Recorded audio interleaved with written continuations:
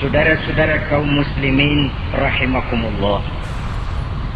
Suatu hari ketika baginda Rasul masuk ke dalam masjid, didapatinya seorang sahabat tengah khusyuk bertafakur di dalam masjid. Sahabat itu bernama Abi Dzar Al-Ghifari. Dihampiri beliau oleh baginda Rasul, kemudian ditanya, "Hai Abi Dzar, begitu khusyuk dan tafakur engkau di dalam masjid, gerangan apa permohonanmu kepada Allah di tempat yang suci ini?" Abi Dzar menjawab, "Maafkan saya ya Rasul. Saya dari tadi di masjid di sini ini bukan berdoa.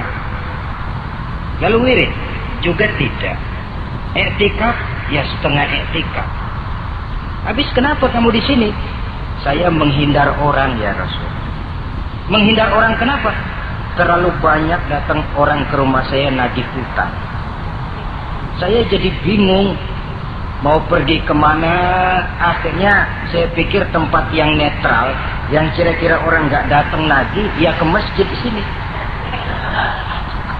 Maka saya lalu ngetem di sini. Model ke masjid bukannya wirid, zikir, takut diuber-uber hutang." Baginda Rasul senyum, lalu beliau berkata, "Hai Abi Dzar, maukah engkau aku ajarkan satu doa yang kalau kamu amalkan Allah akan bebaskan hatimu dari perasaan dililit hutang." Bukan dibebasin hutangnya, dibebasin dari perasaan dililit oleh hutang. Dan kalau ada doa yang kalau dibaca hutang jadi lunas ya enak. Jadi ini jangan keliru saudara-saudara. Kalau diamalkan hati bebas dari perasaan dililit oleh hutang. Mau ya Rasul? Lalu diajarkanlah doa itu, "Allahumma inni a'udzubika minal hammi wal hazan wa minal ajzi wal kasal wa minal jubni wal bukhl wa min ghalabatid dain wa qahrir rijal." Ma'asyiral muslimin rahimakumullah. Banyak di antara kita yang kalau diajarkan satu doa lalu tidak mengukur diri antara doa itu dengan pribadi kita. Padahal syarat di antara kabulnya doa sejak dari adab berdoa sudah diajarkan. Berdoa itu yang baik, bersih tempatnya, bersih pakaiannya, menghadap ke arah kiblat, menengadahkan kedua belah tangan dengan khusyuk dan tawadhu, dengan serius dan penuh keyakinan bahwa doa akan dikabulkan oleh Allah. Sebab Allah dalam hadis qudsi menyatakan, "Ana inda zanni abdi bi." Aku sih, kata Allah, bagaimana sangka hambaku kepadaku saja. Kalau dia sangka baik, aku baik. Kalau dia sangka tidak baik, aku juga tidak baik. Bagaimana sangka hambaku? Jadi kalau kita berdoa sementara hati kita dalam batin ngomong, jangan-jangan doa gua nggak diterima nih. Enggak. Kenapa? Hatinya sudah begitu. Innallaha la yaqbalu du'aan min qalbin ghafilin lahin. Allah tidak akan menerima doa dari hati yang lalai terhadap doa yang dibacanya itu. Nah, di antara yang terpenting menyesuaikan doa dengan keadaan pribadi. Jadi kalau kita kerja gajinya 1 bulan 1.000, ya wajarlah berdoa minta rezeki 1.500. Wajar namanya. Yang 1.000 sudah ada modal kerja kita, yang 500 kita minta doa kepada Allah. Saudara hadirin, begitu juga doa yang diajarkan oleh baginda Nabi kepada Abi Dzar. Ini hakikatnya mengajarkan kita manusia untuk menjauhi penyakit rohani. Doa ini mengajarkan 8 macam penyakit rohani yang menjadi dinding antara kita dengan Allah. Dan penyakit rohani ini lebih bahaya daripada penyakit jasmani. Kenapa? Penyakit rohani tidak menyebabkan orang masuk neraka. Penyakit jasmani tidak menyebabkan orang masuk neraka. Yang menyebabkan orang masuk neraka adalah penyakit rohani. Di akhirat itu nanti tidak ada penduduk neraka ditanya, "Mas, Sampean kenapa masuk neraka? Anu Pak, saya di dunia dulu korengan.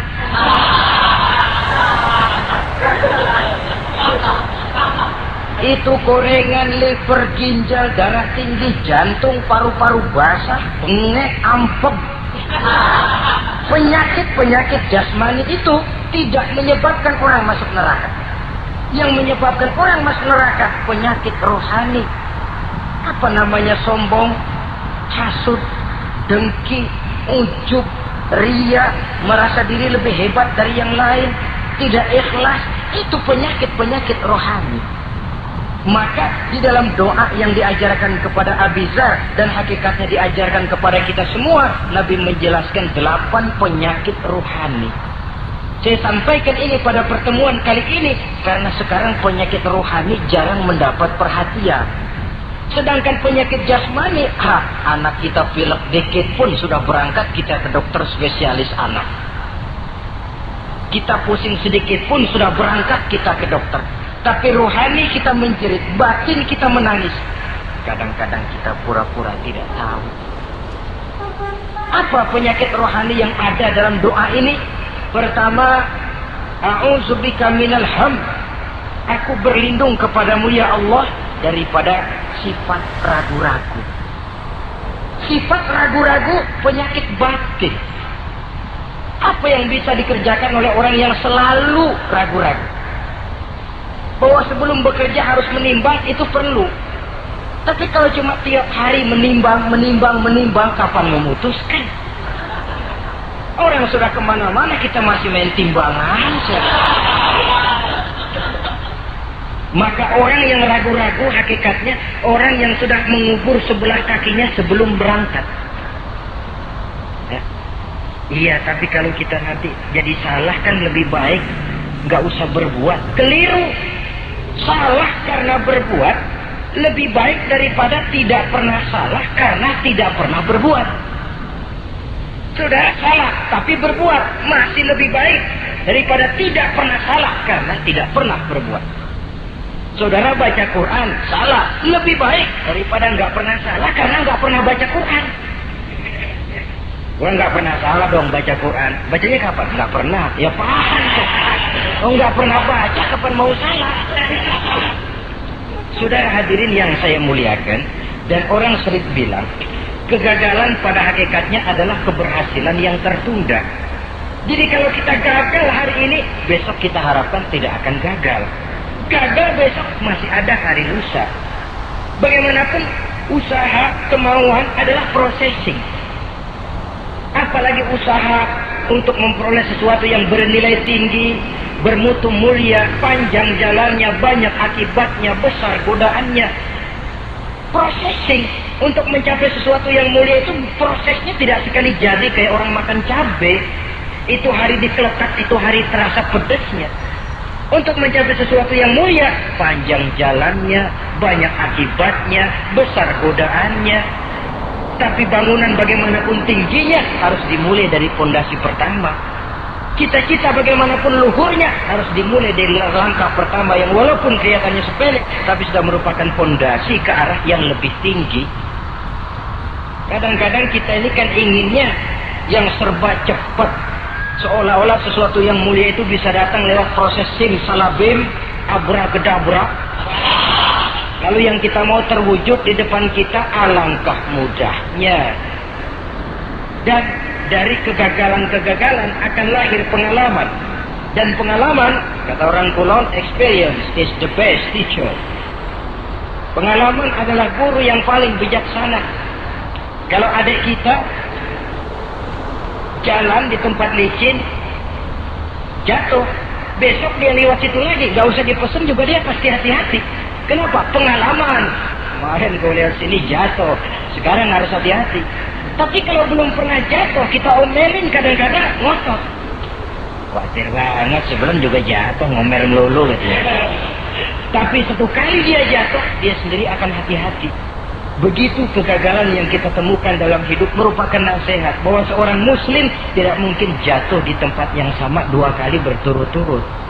Kemarin lewat di situ jatuh lagi, sekarang lewat di situ lagi jatuh lagi, emang goblok dah. bisa jatuh 2 kali di tempat yang sama kan namanya tidak mengambil pelajaran dari apa yang sudah dia temui. Jadi saudara hadirin, terutama adik-adik remaja, masa depan kalian itu merupakan harapan dari semuanya. Kami yang tua terlalu banyak berharap dari kalian, sementara hari depan kalian lihat sendirilah, persaingan hidup makin tajam, tensi ekonomi makin tinggi, jumlah angkatan tenaga kerja yang masuk tidak jauh dari seimbang dengan lapangan kerja yang bisa disiapkan. Kalau kita dihambat oleh penyakit ragu-ragu, orang lain sudah berbuat dan kita masih menonton, boleh sangat jadi nantinya kita akan terpojok di sudut-sudut kehidupan untuk lebih banyak jadi penonton daripada jadi pemain. Lebih sering menjadi objek daripada menjadi subjek. Istilah Arabnya lebih sering menjadi maf'ul daripada menjadi fa'il. Namanya juga orang nonton, soknya kan kayak lebih pintar dari yang main. Wajar orang nonton bola ngomel melulu. Itu Maradona tolol. Maradona ditololin. Ajak sederajat goblok, ajak digoblokin. Kalau sudah dia disuruh main ke lapangan, gempor dia nggak bisa nih. Namanya penonton, dan wajar saja penonton juga kalau nggak surat nggak rame tuh lapangan. Saudara hadirin yang saya muliakan, maka keraguan-raguan akan jadi penyakit yang menghalangi orang pada saat dia harusnya sudah berbuat, dia malah berpangku tangan. Akhirnya dia akan jadi orang yang ketinggalan kereta. Sementara hidup tidak berjalan mundur ke belakang dan tidak juga berhenti. Tidak ada kata berhenti atau kata mundur dalam hidup. Berhenti kita diinjak orang, mundur kita hancur. Hidup ini seperti cerita tentaranya Tariq bin Ziyad ketika menyeberang ke daratan Spanyol di Selat Jabal Tariq. Sejarah menyebutnya Gibraltar ya. Itu bahasa Spanyol, lidah Spanyol dengan lidah Arab. Kita Jabal Tariq, dia Gibraltar. Kita Ibnu Rusdi, dia Averroes. Saudara-saudara, ketika pasukan sudah menyeberang ke daratan, seluruh kapal-kapal ini dibakar oleh Tariq bin Ziyad. Beliau sadar menghadapi tentara yang jumlahnya lebih banyak dari tentaranya sendiri. Maka seluruh kapal dibakar, lalu beliau pidato di depan tentaranya. Ayuhan nas, ainal mafar, al-bahru min waraikum, wal adu amamakum. Saudara-saudara, sekarang mau lari kemana? Kita tidak punya pilihan lain. Di belakang laut, di depan musuh. Mau pulang, kapal sudah saya bakar semua. Ini termasuk menghilangkan keraguan bala tentaranya. Mundur, kecebur, mati. Maju menghadapi musuh yang jumlahnya jauh lebih banyak, resikonya juga mati. Namun mati maju, mati syahid. Mati mundur, kecebur, mati konyol. Pilih. Ya tentu tidak ada pilihan lain. Menghilangkan keraguan di kalangan tentaranya, juga menghadapi kehidupan ini. Menimbang adalah perlu, tapi berbuat lebih perlu lagi. Jangan takut salah, karena salah berbuat lebih baik daripada tidak pernah salah karena tidak pernah berbuat. Kesalahan pada akhirnya akan mendidik kita untuk tidak salah lagi pada masa-masa yang akan datang. Ini penyakit pertama. Penyakit yang kedua, al-hazan, penyakit duka cita. Manusia itu egonya terlalu besar. Kalau dia kehilangan sesuatu yang dia tidak senangi atau menemukan sesuatu yang tidak dia harapkan, dia bersedih. Kesedihan itu timbul sebenarnya karena egonya. Bapaknya meninggal, dia sedih. Sebenarnya kesedihannya bukan karena matinya bapaknya, tapi kesedihannya karena dia tidak punya orang tua lagi. Dianya itu yang dia tangisi, akunya. Perkara bapaknya mati sih, memang semua yang hidup mesti mati. Tapi dia nggak punya bapak, itu yang lebih dia sedih. Akunya ini, egonya manusia itu. Seorang perempuan yang ditinggal mati oleh suaminya, dia menangis. Bukan karena suaminya yang mati, tapi karena dirinya tidak bersuami. Dirinya yang lebih banyak dia tangisi. Egonya itu yang lebih banyak bicara. Oleh karena itu agama mengajarkan, kata Nabi, ahbib habibaka haunan ma asa ayyakuna baghidaka yawman ma. wa abghid baghidaka haulan ma asa ayyakuna habibaka yauman ma. Cintailah apa yang kamu cintai sekedarnya saja. Sebab sangat boleh jadi yang sekarang kamu paling cinta, besok jadi yang paling kamu benci. Tapi bencilah apa yang kamu benci sekedarnya saja. Sebab boleh jadi yang hari ini paling kamu benci, besok akan kamu paling cintai. Saudara-saudara kaum muslimin, maka cintailah harta, cintailah kedudukan, cintailah harta benda, cintailah anak dan istri sekedarnya saja. Sehingga tidak berurat dan berakar. Sebab kalau dia sampai berurat dan berakar di hati ini, nanti ketika datang saat berpisah, kita seakan tidak mau menghadapi kenyataan. Kita seakan ingin lari dari kenyataan. Tetapi kalau bersifat ala kadarnya, seluruhnya sudah diperhitungkan. Oleh karena itu, untuk mengatasi sifat duka cita ini, kuncinya adalah iman. Siapa sih orang yang tidak pernah sedih dalam hidup ini? Tapi siapa orang yang tidak pernah senang dalam hidup ini? Tidak ada orang yang senang terus dan tidak ada orang yang sedih terus. Dia berganti. Bahkan itulah yang bikin hidup ini nikmat. Coba kalau hidup ini isinya ketawa saja, monoton. Sebaliknya kalau hidup isinya cuma nangis saja, bagaimana rasanya? Tapi ada senyum, ada tangis, ada duka, ada suka. Itulah bumbu daripada kehidupan. Cuma tentu saja saudara-saudara, duka cita yang pada gilirannya akan membawa kebahagiaan, itu yang harus berani kita hadapi. Tapi duka cita yang tidak beralasan, itu yang jadi penyakit. Kaya, sedih, takut miskin, itu kan tidak beralasan. Kita punya jabatan, takut merosot, takut pensiun, dengar mau ada mutasi, gerusak gerusuk. Kan itu yang tidak beralasan. Duka cita semacam itu tidak beralasan. Karena tidak sadar bahwa pada awalnya itu pun tidak dia miliki. Kalau duka cita itu akan membawa kebahagiaan, tidak perlu kita takuti. Satu contoh. Kalau di depan saudara saya sodorkan 2 gelas, yang satu isinya jamu, yang satu sirup. Kira-kira saudara minum jamu apa sirup? Jamu apa sirup? Orang yang berpikir panjang saya yakin pasti minum jamu. Pahit memang, getir memang waktu minum. Tapi besok badan sehat, tenaga kuat, gairah kerja ada, semangat hidup tumbuh. Ini orang Islam, orang yang berpikir jauh ke depan. Ke depan kemana? Dia tidak cuma mikir dunia, dia mikir kubur, alam kubur, dia mikir akhirat. Maka dia berani minum jamu. Apa jamu itu? Puasa, jamu pahit. Emang enak banget puasa, setengah mati. Sembahyang, jamu pahit. Sedekah, jamu pahit sekarang. Tapi besok kita pulang ke alam kubur, ya Allah, nikmat alam kubur. Untung kemarin waktu di dunia minum jamu. Waktu di dunia sembahyang, kuburan terasa nikmat. Waktu di dunia sedekah, kuburan dipakein AC. Padahal cuma goceng sedekahnya. Adapun orang yang di luar Islam, dia berpikir pendek. Yang dia lihat cuma yang di depan hidungnya saja. Dia nggak mikirin alam kubur, dia nggak mikir akhirat. Yang dia pikirin cuma dunia aja. Kenapa gue mesti minum jamu pahit? Sirup nih, manis. Dia minum sirup. Manis memang waktu minum. Tapi besok bibir mancung, bengkak, sirawan, sariawan itu.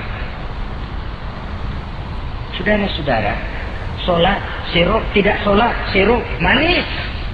Orang-orang puasa, dia tidak puasa, sirup, manis.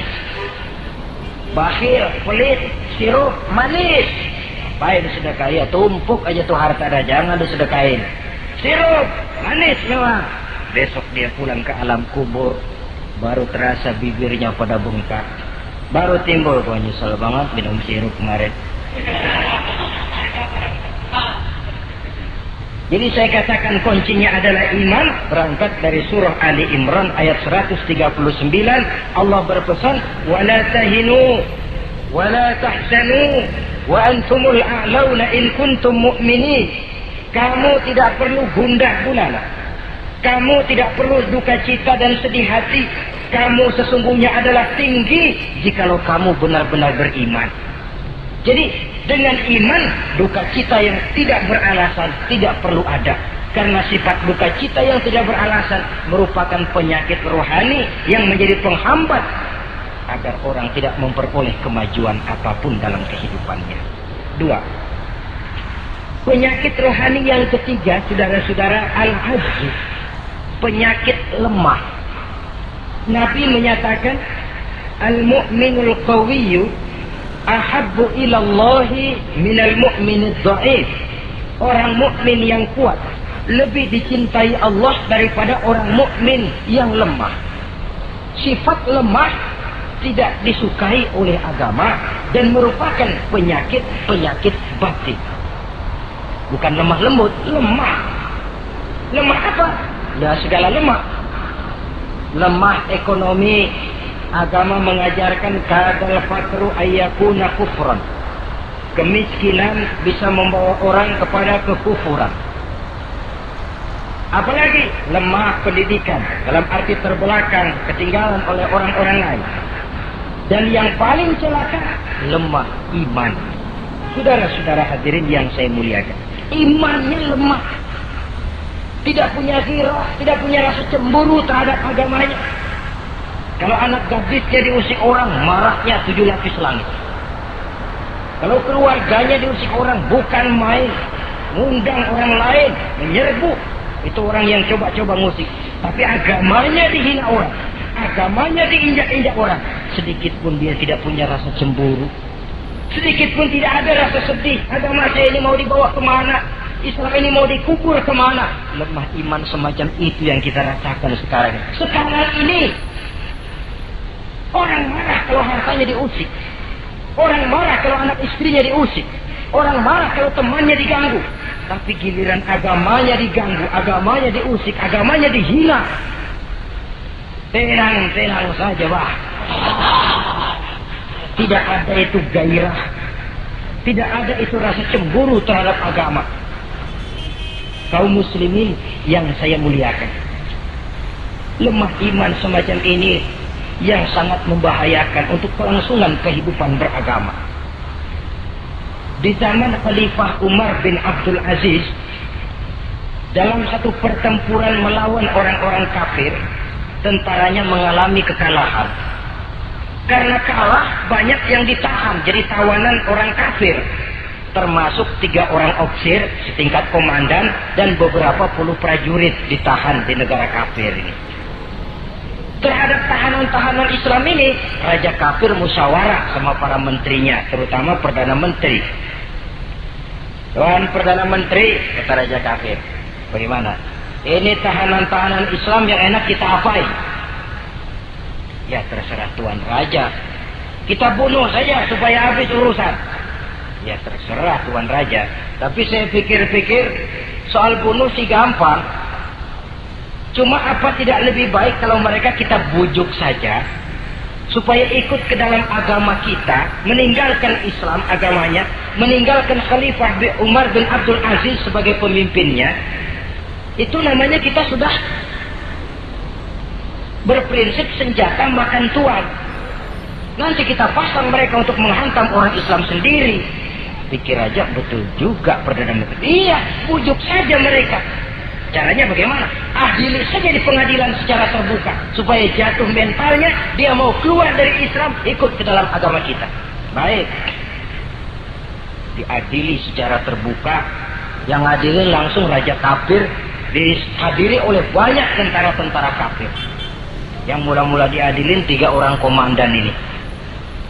Ofisir pertama maju ke depan. Maju, komandan pertama. Ofisir, saya Tuan Raja. Kamu tahu siapa kamu sekarang? Saya tahu, saya tahanan. Iya, kalau tahanan bisa diatur kan? Bisa diatur bagaimana Tuan Raja? Kamu mau nggak ikut saya? Meninggalkan Islam sebagai agamamu, meninggalkan Khalifah Umar bin Abdul Aziz sebagai pemimpinmu. Kalau kamu mau ofisir, pindah agama saya, nanti kamu akan saya berikan kedudukan yang tinggi, gaji yang cukup, rumah cukup, istri cukup, kendaraan cukup. Pindah saja Opsir. Tuan Raja, bagaimana? Apa Tuan kira selama ini saya berjuang karena mencari kedudukan, mencari harta, mencari tanda jasa? Tidak Tuan Raja. Saya berjuang di bawah bendera Khalifah Umar bin Abdul Aziz li'i'la'i kalimatillah, untuk menegakkan kalimat Allah. Saya tidak akan tergiur dengan tawaran Tuan Raja. Kamu gila ya? Ya.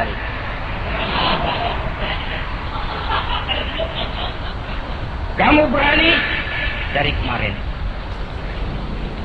Opsir, kalau kamu tetap dengan pendirian kamu, kamu akan saya bunuh. Silahkan Tuan Raja. Lebih baik nyawa terpisah dari badan, asal iman jangan berpisah dari hati. Gila ini. Biarin. Bunuh. Datang Al-Qudu, pancung kepalanya, putus lehernya dengan badannya pisah. Jatuh kepala itu ngegelinting ke bawah, mutar kepala itu kayak orang tua sambil ngaji baca Quran. Tinggal kepalanya saja, bisa dengan badan masih sempat ngaji. Sampai Raja kafir bingung, minggir, ini ada kepala ngaji. Ayatnya yang dia baca, ya ayyatuhan nafsul mutmainnah, irji'i ila rabbiki radiyatan mardiyah. Wahai jiwa yang tenang, kembalilah kamu menghadap Allah dengan ridha dan diridhoi. Engkau gugur sebagai syahid, tidak tergiur oleh bujukan harta, tahta dan kedudukan. Niatmu ikhlas karena Allah, kembalilah menghadap Allah dengan ridha dan diridhoi. Wadkhuli fi ibadi wadkhuli jannati, masuklah ke dalam golongan hamba-hambaku, masuklah ke dalam surgaku. Di penghujung ayat, matanya tertutup dengan rapat, bibirnya senyum menghadap Allah, gugur sebagai syahid. Raja kafir geleng kepala, dasar santri gila, sudah mau mati masih ngaji. Opsir yang kedua, komandan kedua yang jadi tahanan ini, kata Raja, opsir kedua, saya Tuan Raja. Kamu sudah lihat temanmu opsir pertama tadi? Sudah Tuan Raja. Mati kan? Mati. Kamu mau mati? Atau mau ikut saya keluar dari agamamu Islam dengan pangkat cukup, gaji cukup, rumah cukup? Bagaimana? Sudah Tuan Raja. Sudah apa? Sudah, jangan banyak omong.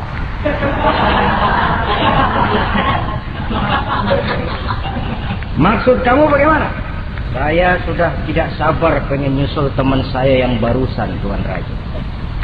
Saya tidak sanggup bayangkan bagaimana dia disambut oleh para bidadari di surga, disambut oleh para malaikat dengan ramah tamah, menikmati kehidupan di alam yang penuh dengan keridhaan. Oh Tuan Raja, sudah jangan banyak omong. Kalau mau potong saya. Kata Raja, ini gilaan lagi dari yang tadi. Yang tadi masih bisa diajak berunding, ini sudah minta dipotong. Ayo Al-Gojo, potong. Dipotong lagi oleh Al-Gojo, putus lagi, berpisah kepala dengan badannya, jatuh ke bawah, masih mutar kepalanya kayak orang tawaf, ngaji lagi. Ayatnya yang dia baca, wujuhu yawma idzin nadhirah, wujuhu yawma idzin nadhirah ila rabbiha nazirah. Wajah mereka pada hari itu berseri-seri, kepada Tuhannya mereka memandang, matanya terpejam dengan rapat, bibirnya senyum menghadap Allah. Syahid lagi yang ketiga ini. Nah, kata Raja, sekarang komandan opsir yang ketiga, panggil. Opsir ketiga, saya Tuan Raja. Sudah dengar nasib dua orang temanmu? Sudah Tuan Raja. Mati? Mati. Kamu bagaimana? Saya mau hidup Tuan Raja. Jadi kamu mau ikut saya? Mau, Tuan Raja, saya mau. Mau meninggalkan Islam sebagai agamamu? Mau, Tuan Raja. Mengkhianati khalifahmu Umar bin Abdul Aziz? Iya, Tuan Raja. Daripada hidup saya kan, daripada mati, mendingan itu, Tuan Raja. Daripada nggak punya apa-apa, kan mendingan punya apa-apa. Baik, baik. Nanti saya musyawarah sama Perdana Menteri, kamu saya angkat jadi pejabat tinggi. Baik, Tuan Raja. Akhirnya Raja musyawarah. Perdana Menteri, saya Tuan Raja. Ini opsi ketiga baik ini, mau ikut kita keluar dari Islam. Kita angkat jadi apa dia? Itu sih urusan Tuan soal angkat mengangkat. Cuman saya pikir-pikir kok aneh, Tuan Raja. Aneh bagaimana? Ini opsi ketiga ini kok mau ya meninggalkan agamanya. Mau mengkhianati saudaranya sendiri. Saudaranya sebangsa, setanah air, seiman, sekeyakinan. Hanya karena ditawari oleh kedudukan, mau dia khianati. Orang itu kalau sudah mau mengkhianati bangsanya sendiri, Tuan Raja, apalagi bangsa lain. Sekarang ini dia sopan sama kita karena kepengen selamat. Nanti kalau ada kesempatan, bukan kita yang ditikam dari belakang. Senjata makan Tuan. Jadi menurut kamu bagaimana, Perdana Menteri? Menurut saya opsi ketiga ini komandan bejat. Masa orang bejat jadi pejabat, rusak rakyat. Malah orang dua yang mati itu orang bagus. Punya prinsip, punya pendirian. Nyawa taruhannya, iman tidak goyah. Itu malah kalau bisa yang dua itu dihidupin lagi.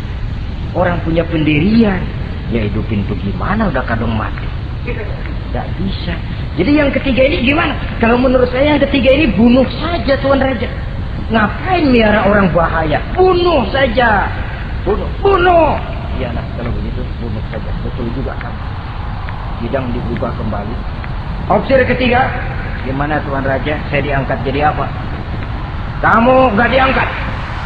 Nggak diangkat bagaimana? Kamu opsi bejat. Kok bejat? Iya. Agamamu saja kamu mau tinggalkan. Saudaramu sebangsa setanah air mau kamu khianati. Apalagi kami yang orang lain bangsa dengan kamu. Kalau ada kesempatan kami akan kamu tikam dari belakang. Jadi saya gimana? Kamu dibunuh. Bunuh. Tuan Raja. Bunuh. Iyalah, bunuh. Tapi saya mau Islam lagi ah. Tadinya saya mau keluar dari Islam, saya pikir dapat kedudukan tinggi kalau dibunuh juga. Iyalah bunuh, tapi saya tak Islam lagi. Terserah mau Islam mau tidak, pokoknya bunuh. Iya, saya mau Islam lagi. Cepat. Iya. Kalau mengucap 2 kalimat syahadat mau Islam lagi, macam beda. Ayo cepat. Iya Pak. Asyhadu Tidak bisa mengucap syahadat. Ayo cepat. Iya Pak. Asyhadu Tidak bisa. Sampai boloknya al-fujuk keburu sampai ke lehernya. Putus leher itu, pisah kepala dengan badan. Jatuh kepalanya ke bawah, dia bekas orang Islam, masih bisa ngaji juga, cuman ayat yang dibacanya lain sama yang dibaca dua temannya tadi. Ayat yang dia baca begini, afaman haqqat alaihi kalimatul azab afa anta tunkizu man finnar. Orang yang sudah memang akan mendapat vonis azab di neraka, bisakah kamu menyelamatkan mereka dari azab yang sangat pedih? Bertahun-tahun dia berjuang untuk Islam di bawah kepemimpinan Umar bin Abdul Aziz dengan niat li'la'i kalimatillah. Tapi di akhir perjuangannya dia tergoda oleh harta dan kedudukan. Dia keluar dari Islam dan dikala itu ajal datang merenggut nyawa, dia mendapat su'ul khatimah, matinya ke dalam neraka. Na'udzubillah min dzalik. Ini termasuk lemah iman, saudara-saudara. Dan itu penyakit yang bahaya. Biar lemah ekonomi, biar lemah pendidikan, kalau iman kuat, insya Allah masih ketolong. Tapi biar ekonomi kuat, pendidikan kuat, iman lemah, malah yang kuat tadi akan menghancurkan nilai iman yang lemah itu tadi. Disinilah mabda'nya, berlindung kita kepada Allah dari lemah hati, lemah iman, lemah akidah. Baik, penyakit rohani yang ketiga, wa a'udzubika minal kasal. Aku berlindung kepadamu ya Allah daripada sifat penyakit malas. Malas adalah penyakit batin. Santai perlu, refreshing perlu. Tapi kalau tiap hari santai, apakah kita akan jadi generasi santai? Dan persoalan apa yang bisa kita selesaikan dengan posisi santai? An-Nisa ayat 95 menegaskan, La yastabil qa'iduna minal mu'minina ghaira ulid darari wal mujahiduna fi sabilillah.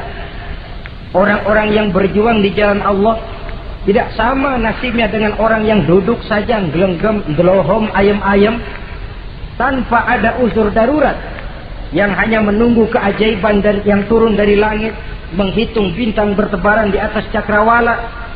Tidak akan sama orang yang berjuang di jalan Allah dengan yang duduk delohom, ayam-ayam, gelenggam, menikmati apa yang ada tanpa berpikir meningkatkannya ke arah yang lebih baik. Ma'asyiral muslimin rahimakumullah.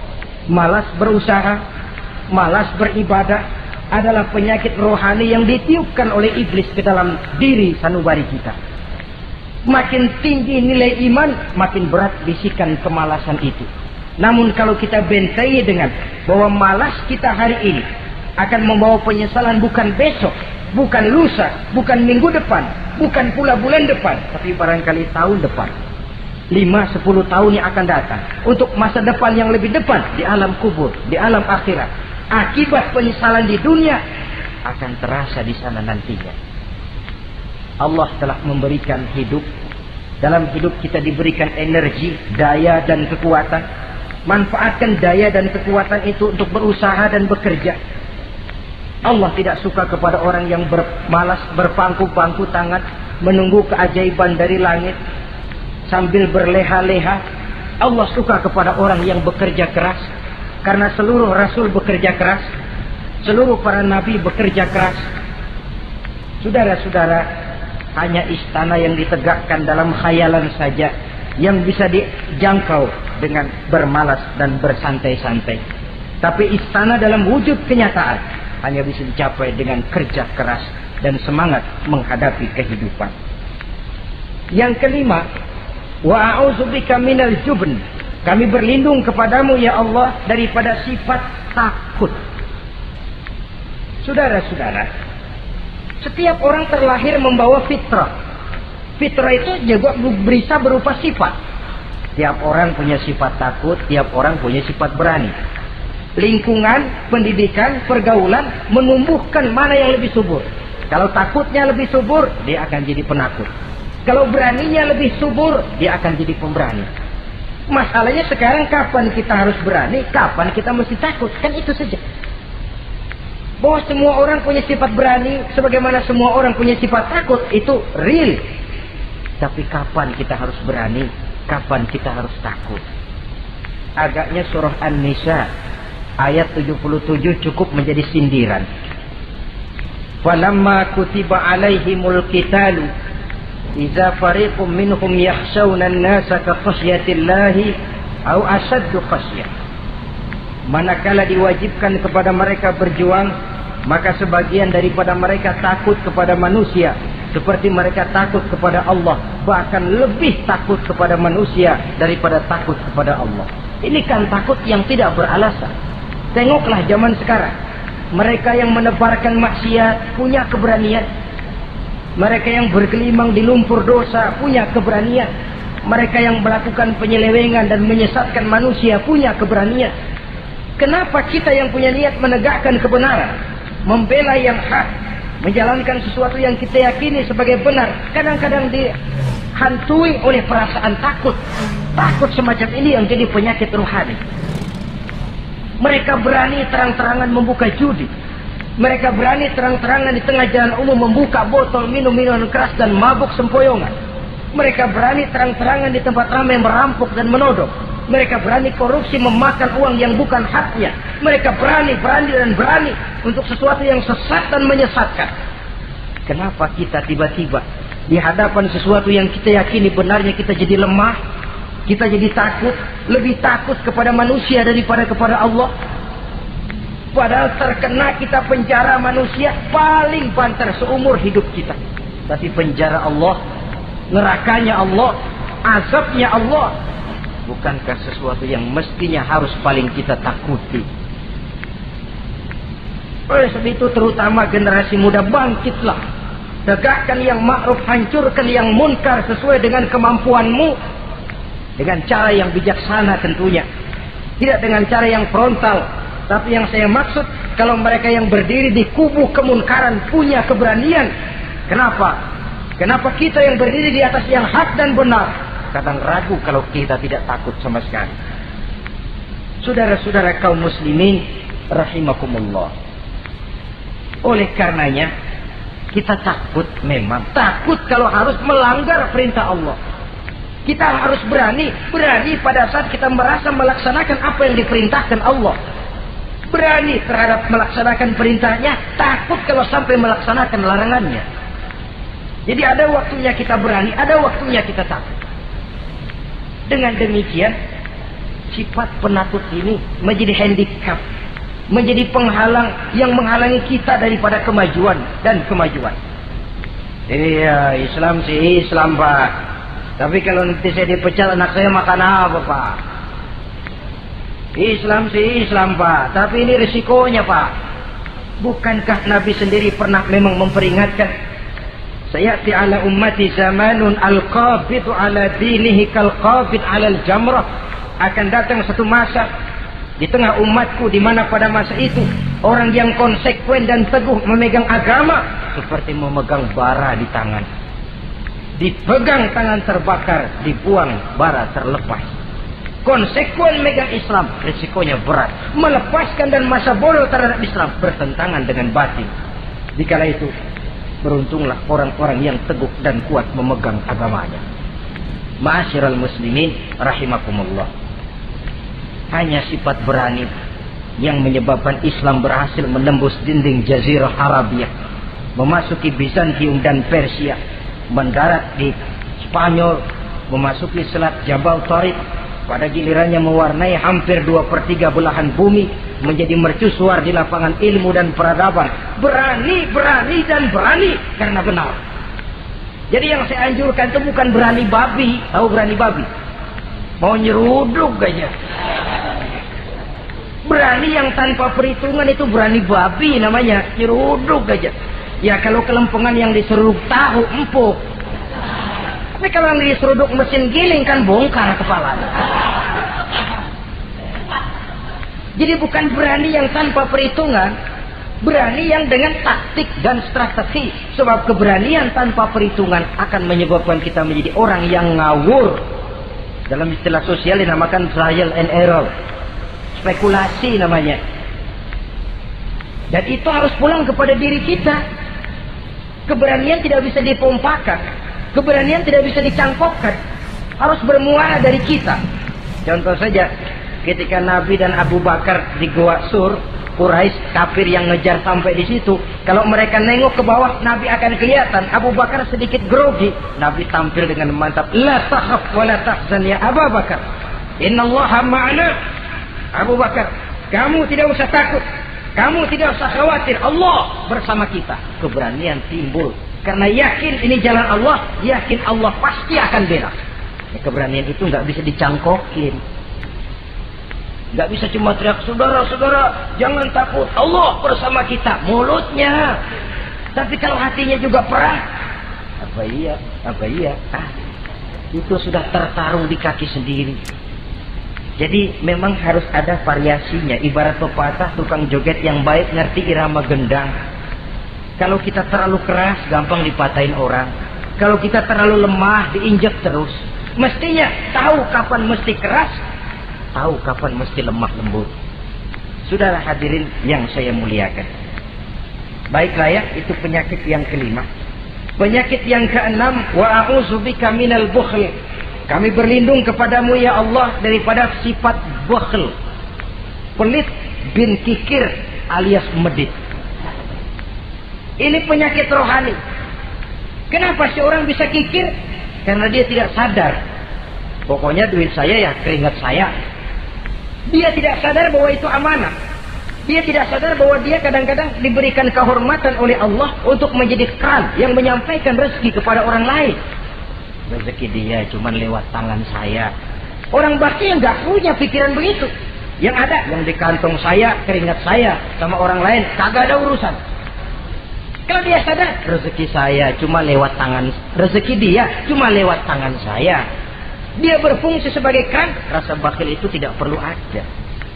Yang kedua, orang bisa bakhil karena jama'a mala wa addada. Suka ngumpul-ngumpulin harta lalu ngitung-ngitung. Ngitung. Orang kalau terlalu ngitung kan yang ada kurang melulu. Kebangetan ngitung melulu. Aduh, 10.000. Kalau 15.000 aja enak aturnya. Dapat 15.000, tanggung dikit lagi. Kalau 20 aja cukup dan nih. Dia nggak pernah cukup sesungguhnya. Jama'a malan wa addada. Kalau sudah kesina, dia akan sampai kepada yahsabu anna malahu akhlada. Dia akan menyangka bahwa harta itulah yang bisa mengekalkan dia. Ya, mengekalkan kebahagiaannya, ya mengekalkan keluarganya, ya mengekalkan umurnya, ya mengekalkan kehidupannya sampai kepada tahapan keliru. Kalau sudah begitu, berat pisah sama harta. Duitnya 100.000, hilang 1.000. Yang hilang doang tuh yang dia pikirin. Yang masih ada yang 99.000 dia nggak ingat. Waduh, mati gua.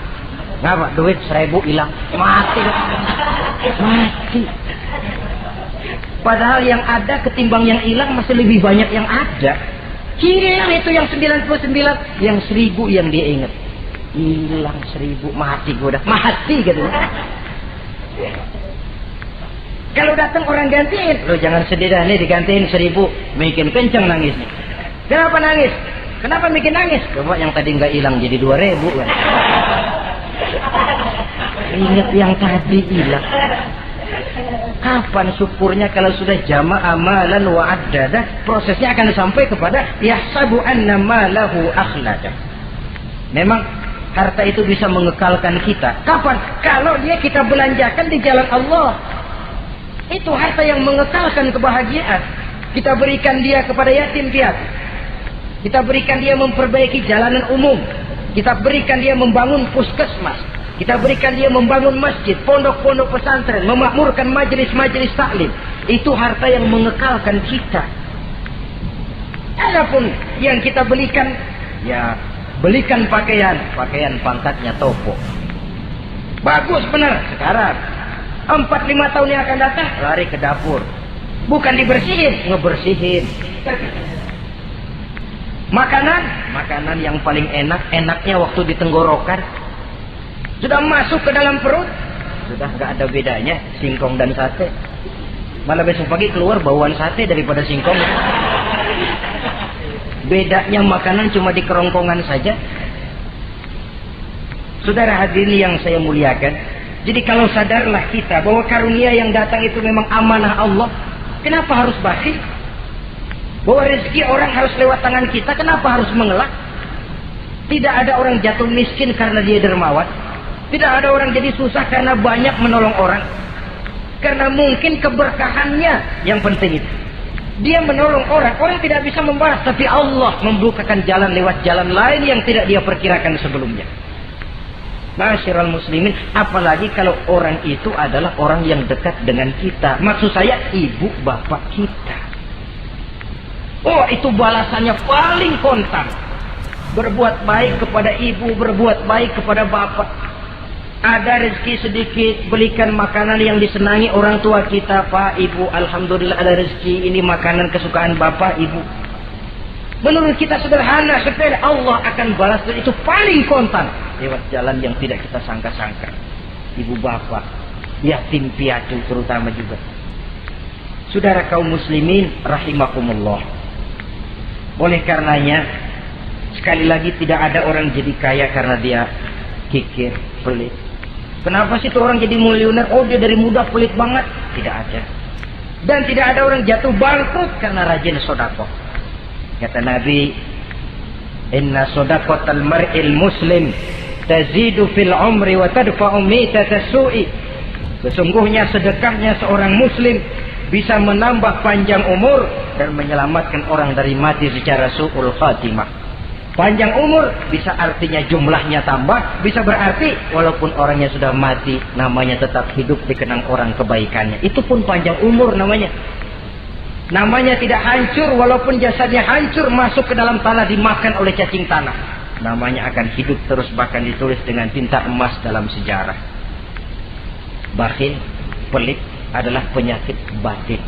Dokternya agama dan kemauan diri merubahnya dengan sadar bahwa karunia adalah amanah. Ini penyakit bakhil nggak bisa ke rumah sakit, ke rumah dokter medis. Dokter, saya punya penyakit pelit, bagaimana ngobatinya? Suntik. Tidak bisa. Suntiknya adalah agama, saudara-saudara. Yang ketujuh, wa min ghalabatid dain, inti doa. Saya berlindung kepadamu ya Allah, jangan sampai ada perasaan dililit utang. Bahwa kita hidup tutup lubang, gali lubang itu biasa. Tapi kalau gali terus nggak pernah nutup, ini mau kejeblos namanya. Ngutang lalu nggak bayar-bayar, namanya gali lubang, nggak pernah nutupin. Bahkan Nabi pesan, alaikum biddain, fa innahu hamun billail wa dani'un bin nahar. Kalau bisa kamu nggak usah ngutang. Kenapa? Utang itu siangnya bikin kita takut ketemu orang, malamnya bikin kita susah tidur. Coba dah kalau nggak bisa ngutang, berabe, malam nggak bisa tidur, siang takut ketemu orang. Jangan kepergok nih, belum ada duit buat bayar.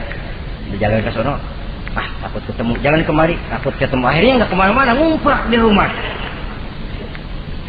Tetapi adat hidup, saudara-saudara, apalagi kita yang ekonomi menengah ke bawah, biasa. Adat hidup itu tutup lubang, gali lubang, saling menerima, saling memberi. Tapi yang diajarkan oleh agama, oke, gali lubang silakan, asal bisa nutupin. Kalau tiap hari gali lubang dulu, kan kejeblos akhirnya. Oleh karena itu, apalagi hutang ini menyangkut hukukul adami, hak manusiawi. Itu di akhirat nanti ya, taubatnya lebih sulit. Kalau saudara dosa kepada Allah, taubatnya cuma 3 syaratnya. Nyesel, berjanji tidak akan mengulangi, meninggalkan perbuatan jahat. Tapi kalau menyangkut hak manusia, syarat taubatnya 4. Saudara mencuri sendal, syarat taubatnya nyesel, berjanji tidak akan mengulangi lagi, meninggalkan perbuatan mencuri, lalu yang keempat, sendal orang pulangin. Atau minta maaf dan minta ridho dari yang bersangkutan. Sebab ini menyangkut hukukul adami, hak manusiawi. Nggak bisa saudara nyolong sendal, taubat langsung kepada Allah, taubat Tuhan, nggak lagi-lagi nyolong sendal. Tapi sendal orang dibekap terus. Ya belum. Nah termasuk masalah hutang ini. Ma'asyiral muslimin rahimakumullah. Jadi silahkan gali lubang, asal ada kemungkinan untuk nutup. Dan pada saat kesempatan untuk nutup datang, tutup dulu supaya besok bila bisa gali lagi. Jadi kita kadang-kadang kalau ngutang, begitu datang rezeki aja giliran mau bayar, rasanya kan berat. Masih ada keperluan lain. Datang yang lagi aja dah bang, tar. Datang lagi, sok. Datang lagi, tar. Datang lagi, sok. Kalau tar sok saja, nembak terus, ya kapan-kapan mau kita bisa tutup itu lubang. Ma'asyiral muslimin rahimakumullah. Yang terakhir, penyakit batin, wa qahrir rijal. Kami berlindung kepada-Mu ya Allah, jangan sampai kami hidup di bawah bayang-bayang orang lain. Jangan sampai kami hidup di bawah pengaruh orang lain, hidup disetir orang lain. Badan merdeka tapi jiwa budak. Badan merdeka tapi mental budak.